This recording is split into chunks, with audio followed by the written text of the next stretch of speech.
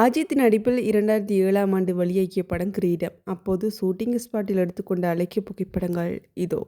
இப்படத்தை இயக்கியவர் A.L. விஜய், நாயகி திரிஷா, இசை G.V. பிரகாஷ் குமார். இப்படத்தில் அஜித் ஒரு சாதாரண இளைஞனாக நடித்திருக்கிறார். அப்பாவின் கனவு மகனை ஒரு பெரிய போலீஸ் அதிகாரியாக ஆக்குவதாக அமைந்துள்ளது கதை.